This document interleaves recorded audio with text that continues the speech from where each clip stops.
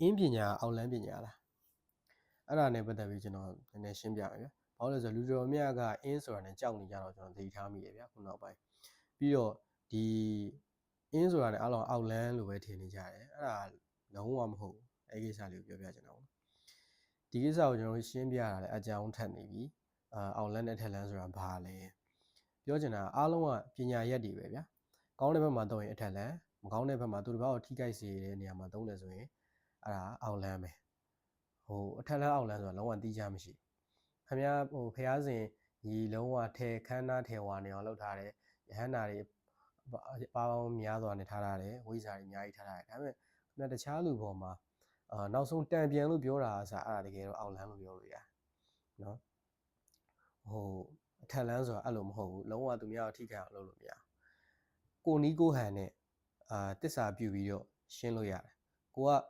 ပြောပြလို့မရရင်တစ္ဆာပြုအဲ့ဒါမှအထက်လန်းလို့အတိအကျလက်ခံလို့ရအောင်အဲ့လိုမဟုတ်တဲ့တော့သုလကန္နာကြီးလိုပဲကိုပြောလို့ရတယ်သုလကန္နာကြီးဆိုတာကတော့ဒါဘယ်လိုပြောမလဲထက်ကောအောက်ကောပေါ့ဗျာနော်အဲ့တော့ခက်မသိရင်လည်းလက်ဝဲဆင်းသိရင်လည်းဆင်းရမယ်ဘာလို့ဆိုလူမိုက်ကိုစုံမဖို့ရလူမိုက်ပညာတော့တတ်ထားရမယ်ဗျာဒီသဘောပဲ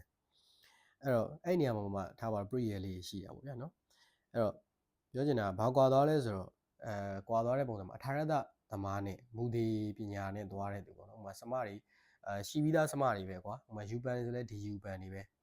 ပမာစမခွက်တွေဆိုလို့ရှိရင်အင်းခွက်တွေဆိုလို့ရှိရင်လည်းကျန်းထဲမှာရှေ့ရဆရာကြီးတွေကဒီတိုင်းသင်ပေးထားလို့ဒီတိုင်းကူးချဒီတိုင်းကူးဆွဲပြီးတော့တိဋ္ဌိတင်တယ်ဂါရမဏန်ရွတ်တယ်စသဖြင့်တောက်တယ်ပေါ့ဒါမူဒီသွားကြတာနော်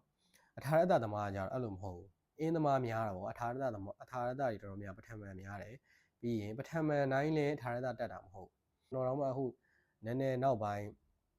ထာရတပညာနဲ့ပတ်သက်ပြီးကျွန်တော်သင်ပေးနေတဲ့အပေါ်သင်ပေးနေမိတဲ့အပေါ်မှာနည်းနည်းနောင်နာရတယ်လို့တော့ဖြစ်တယ်ပေါ့နော်သူတို့တန်ဖိုးသိပ်နားမလဲဘူး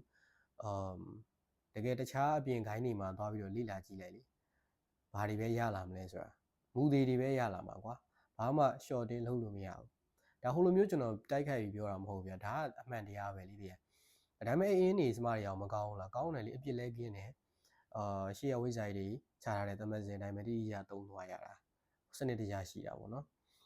ကျွန်တော်တို့အထာရတမှာကြတော့နည်းနည်းတော့ချော်တောင်းကောက်သွားတာမျိုးဆိုလို့ရှိရင်တော့လွဲတာမျိုးလေးဖြစ်တတ်တာပေါ့ဒါအထာသိသွားရင်ရပါအဲ့ဒီအထာတစ်ခုကိုတေချာလေးတန်ဖိုးရှိအောင်အဓိကသင်ပေးတာပေါ့နော်ကျွန်တော်စီမှာလာသင်တဲ့သူတော့ဒ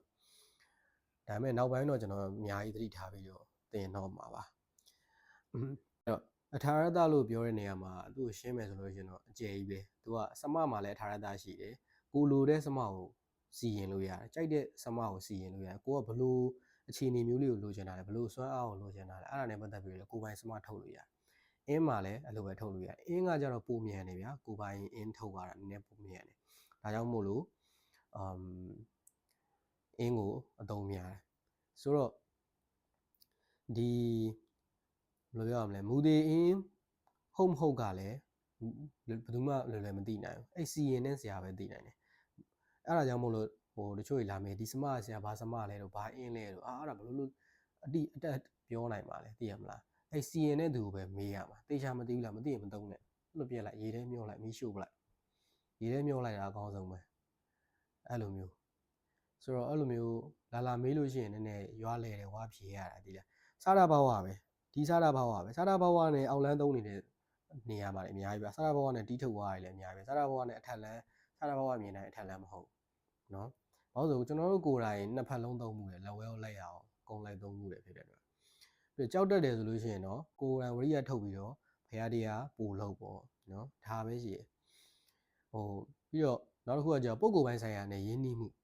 ရေးကြည့်တယ်ကိုကအကြီးဆုံးပုံကိုယ်တွေနဲ့ပဲအမြဲအမိန်ပေးပြီးတော့ကင်ပေါက်နေလို့မရဘူးတချို့ကိစ္စတွေမှာလေကိုကအားတာနေတဲ့အချိန်ကတော့ကောင်းတယ်ပြဿနာမဟုတ်ကိုအားနေတဲ့အချိန်ဆိုလို့ရှိရင်သူတို့ညှိုးတဲ့ကိစ္စအစပြီးရကိုသူတို့ဓာတ်ရိုက်မတုံ့ပြန်နိုင်ဘူးဆိုရင်တော့ကိုပတ်ဝန်းကျင်မှာရှိတဲ့မိတ်ဆွေအပေါင်းအသင်းတော့မိသားစုသူတို့တွေနဲ့အဲ့လိုအခြေအနေတစ်ခု situation တစ်ခုသူတို့ဖန်တီးပြီးတော့ကိုစိတ်နှောက်ယှက်ဖြစ်အောင်တော့၎င်းစိတ်ပင်ပန်းအောင်တော့၎င်းအဲ့လိုစသဖြင့်အခြေအနေကိုဖန်တီးပြစ်တာအဲ့လိုမျိုးတွေရှိတယ်သူ့နယ်လေးရောက်သွားရင်သူ့ရဲ့လောက်ပိုင်ဝင်ကအများကြီးရှိတယ်ကို့မလုံးနိုင်အဲ့ situation တစ်ခုအခြေအနေတစ်ခုကိုဖန်တီးပလိုက်တာအဲ့တော့ခင်ဗျားတို့တတိမထားမိဘူးအဲ့တော့ဘသူအမိန်ဘဲဝအမိန်ဆိုရင်အမိန်ရင်လိမ့်စောတာ အဲ့ဒါမျိုးတွေတတိထားနော်ပြီးတော့အားကြောင့်မလို့ဘယ်ကိစ္စမဆိုဥမာဘယ်ပုဂ္ဂိုလ်ဆိုပြီးတော့နာမည်နဲ့တကွတိထားရတယ်သူတို့မေတ္တာပို့အမျှဝေစသဖြင့်ကြိုပြီးတော့ဆောင်ရွက်ထားရတယ်မဟုတ်လို့ရှိရင်တော့မှဒီနာမည်အတိအကျနဲ့အကူအညီတောင်းရတယ်ပေါ့နော်အင်းထဲမှာကျွန်တော်တို့ဒါထည့်ပြီးတော့ဒီစေစားတဲ့ခါမှာစမတွေပါစေစားတဲ့ခါမှာဒီပုဂ္ဂိုလ်တွေကဒီကိစ္စကိုကူညီပါဥမာအပင်းနဲ့ပတ်သက်လို့ရှိရင်တော့ဘယ်ပုဂ္ဂိုလ်အပင်းဒီရှင်ပြန်အပင်းကိုပြန်ပြီးတော့ကျွမ်းကျင်တဲ့ဘယ်ပုဂ္ဂိုလ်ကတော့ကူညီပေးပါပြီးလို့ရှိရင်ဒီမြေကြီးနဲ့မြေနဲ့ပတ်သက်ဆိုမြေလူတွေအားလုံးမြေပေါ်မှာနေတာလေဒီမြေကြီးနဲ့ပတ်သက်တယ်ဆိုလို့ရှိရင်လည်းနေရာတွေကဝသုံးတွေနဲ့ပဲသိမ်းကျုံကင်လို့မရဘူးဒီမြေပေါ်မှာဒီမြေကြီးနဲ့ပတ်သက်ပြီးကျွမ်းကျင်တဲ့ဘိုးတော်တွေရှိတယ်ဝိဇ္ဇာတွေရှိတယ်ဒေဝါတွေရှိတယ်အဲ့ပုဂ္ဂိုလ်တွေနာမည်နဲ့အတိအကျလောက်ရတယ်ဒါကြောင့်မို့လို့ရှေ့သမစင်ဆိုတာအရေးကြီးတယ်ရှေ့သမစင်ကဆရာကြီးတွေကဒီပုဂ္ဂိုလ်တွေနဲ့တရင်တနည်းရှိခဲ့တယ်သူတို့နဲ့ပြောဒီဘက်ခေတ်ပြီလို့ပြောရင်ဒီလူပေါ့နော်သူတို့နဲ့ဘယ်လိုပြောရမလဲဂရိကဝတ်ခံခဲ့တယ်သူတို့ရဲ့ကျွန်တော်တို့ရဲ့ရှေ့သမစင်ဆရာတွေကကျွန်တော်တို့အစစ်စစ်အပ်ပေးသွားတယ်ဆိုလို့ရှိရင်ဒီပုဂ္ဂိုလ်တွေကျွန်တော်တို့ကအကူအညီတောင်းလို့ရတယ်အဲ့တော့နှုတ်နဲ့တောင်းလို့ရှိရင်တော့ဒါတိတ်မရဘူးဆိုလို့ရှိရင်အင်းနဲ့ပြောလိုက်မယ်ဆိုရင်တော့မဖြစ်မနေတို့လုပ်ပေးရလုပ်တဲ့အခါမှာကိုကဒါမေတ္တာဖို့ဒါနပေးအမြပေးပြီးတော့မှကိုသူတို့ကိုလိုချင်တာပေးပြီးတော့မှကိုကသူ့စီကပြန်တောင်းရတယ်ပြီးတော့အထာရတဆိုတာတေဝင်းလိုပဲနော်လိုသလိုတိုးလို့ရတယ်ချဲ့လို့ရတယ်သေးလို့ရတယ်ကြီးလို့ရတယ်လိန်လို့ရတယ်ခောက်လိုက်လို့ရတယ်စသဖြင့်ထာရတဆိုတာတေပင်တပင်လိုပဲကြိုက်သလိုသုံးပြလို့ရအတိုးလျှော့လို့ရသူ့နီးသူ့ဟန်လေးနဲ့ဥမာမှားနေတယ်ဆိုလို့ရှိရင်တော့ကိုယ့်ဘက်မှားနေသူ့နီးသူ့ဟန်လေးနဲ့အဆင်ပြေသွားအောင်ဆောင်ရွက်လို့ရတယ်ဒါပေမဲ့အောင်မြင်ခြင်းမအောင်မြင်ခြင်းကတော့တစ္ဆာပေါ်မူတည်သွားတာပေါ့နော်တချို့ကလည်းကိုမှန်တယ်လို့ထင်နေရတကယ်တော့မှန်မနေလူတိုင်းကကိုမှန်တယ်ထင်တယ်ဘလို့နီးနဲ့ဖြစ်ဖြစ်မှန်တယ်ထင်တယ်တကယ်တော့သူကလည်းအဲ့ဒီအရှုပ်ထုံမှာတထောင်တနေရာကနေပါနေတယ်ဆိုလို့ရှိရင်လည်းဒါမရဘူးလေသိလားအဲ့ဒါမျိုးကြောင့်ကျွန်တော်တို့ကဘလို့ပြောပြရမလဲပေါ့နော်ဒါကိုအမှန်တိုင်းသိဖို့ပဲလိုတယ်ပေါ့နော်ပြီးတော့အောင်လန်းလို့ထင်ရပေမဲ့လည်းအကုသိုလ်ကိုကြောက်တဲ့တကယ်ကြောက်တဲ့သူတို့ကောင်းတွေအများကြီးပဲသူတို့တကယ်လုပ်ခဲ့ဘူးတာ哦တကယ်လုပ်လို့တကယ်ဖြစ်တယ်တကယ်ဖြစ်ပြီးရင်ကိုလည်းဘလို့တကယ်ပြန်ခံရတယ်ဟာသူတို့လက်တွေ့သိတယ်ကျွန်တော်ကိုယ်တိုင်လည်းဒီလက်ဝဲပိုင်းနေသုံးခဲ့ဘူးတယ်သူများကကျွန်တော်ကိုယ်တိုင်တီးခဲ့ဘူးတယ်ကျွန်တော်လည်းဒေါသသမားဖြစ်တဲ့အတွက်ဒါပေမဲ့အဲ့ဒါကြောင့်မို့လို့ကျွန်တော်ဘလို့တွေလက်ပိတ်သွားတယ်ကျွန်တော်ဘလို့ဒဏ်ထိသွားတယ်ဒါကိုဘလို့ပြန်ဖြေရတယ်ဆိုတော့ကျွန်တော်တိကျထိုက်လျောက်တိသွားတဲ့အခါမှာအရန်စဉ်းစားတယ်အရန်ကိုလာပြီးငိုယိုပြလို့တာလေကျွန်တော်တို့မှာမနေနိုင်လို့တနာလုံးလို့အဲ့တနာတဲ့စိတ်ကြောက်မယ်လေကျွန်တော်တို့မှာခံခဲ့ရပါဦးများပြီလူမှုရေးအခြေရေးစီးပွားရေးအကုန်လုံးအတူတူပဲနော်တနာလို့အာနာလို့အဲ့တော့တတိထားရမယ်နောက်ပိုင်းနေပေါ့နော်